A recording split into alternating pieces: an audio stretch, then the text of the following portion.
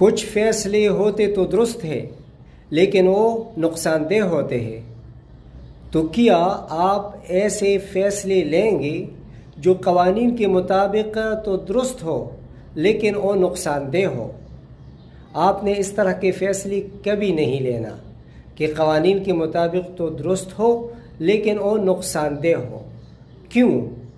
کیونکہ فیصلوں کا فیصلہ آپ ان سے برآمد شدہ نتائج کی بنیاد پہ کریں گے، اور اس کی وجہ یہ ہے کہ جو قوانین بنائے گئے ہوتے ہیں وہ لوگوں نے بنائے ہیں اور وہ ایک خاص کانٹیکسٹ میں بنائے ہیں، اور جو موجودہ حالات ہیں ان کے ذہن میں اس وقت یہ حالات نہیں تھے۔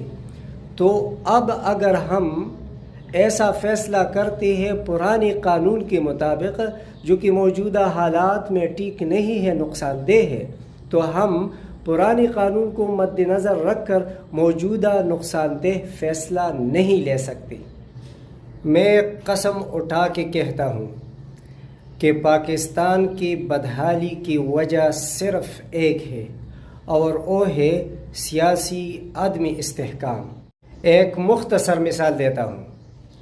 ایک گھر میں 5 بھائی رہتے ہیں اور وہ ہر وقت ایک دوسرے کے ساتھ لڑتے جھگڑتے ہیں، ایک دوسرے کو برا بھلا کہتے ہیں، ایک دوسرے کو گالیاں دیتے ہیں۔ تو کیا ان کے پڑوسی ان کے ساتھ کوئی کاروبار کرے گا، کوئی بزنس کرے گا، کوئی بزنس پارٹنرشپ کرے گا؟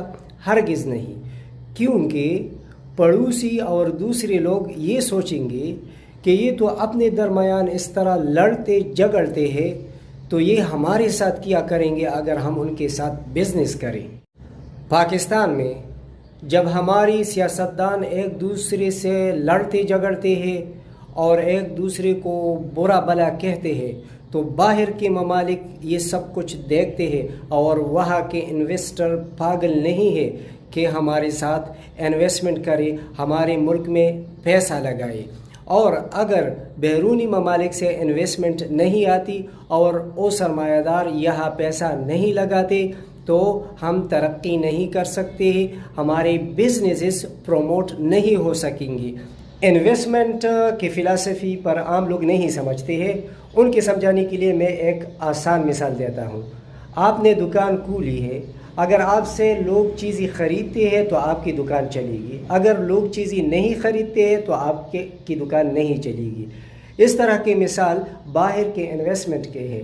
اگر باہر سے سرمایہ دار ہمارے ملک میں انویسٹمنٹ کرتے ہیں، یہاں پیسہ لگاتے ہیں، تو اس کا مطلب ہے کہ وہ ہم سے چیزیں خریدتے ہیں تو ہمارا ملک چلے گا، اور اگر وہ ہم سے نہیں خریدیں گے تو ہمارا ملک نہیں چلے گا۔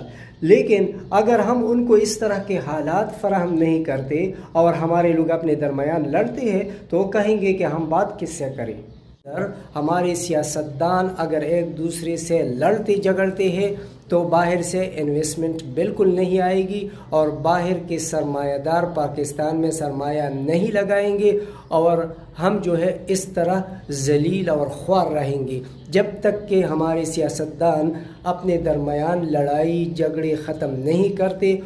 بے شک اختلافات کرے، جتنی بھی اختلافات ہے کرے، لیکن لڑنا جھگڑنا برا بھلا کہنا اور گالیاں دینا یہ چھوڑے اور مذاکرات کرے۔ خواہ مذاکرات 1000 دفعہ ناکام ہو، لیکن ناکام مذاکرات کرے، لیکن مذاکرات کرے، کیونکہ اس سے امپریشن بہت زبردست جاتا ہے باہر ممالک میں، تو ہمارا ملک انشاءاللہ خوشحال ہو جائے گا اور ہر ایک آدمی خوشحال رہے گا۔ میں نے تقریباً پاکستان کے 500 چھوٹے بڑے شہروں کا وزٹ کیا، اور میں نے دیکھا کہ ہمارے ملک میں بہت زیادہ نوجوان ہیں، کروڑوں نوجوان ہمارے ملک میں موجود ہیں، صحت مند نوجوان، ٹیلنٹڈ نوجوان، لیکن ان کو صرف تربیت اور ٹریننگ کی ضرورت ہے، اور ان کو مینج کرنے کی ضرورت ہے، اور ان کی مائنڈ سیٹ بنانا ہے کہ کاروبار کس طرح کرنا ہے اور پیسہ کس طرح کمانا ہے۔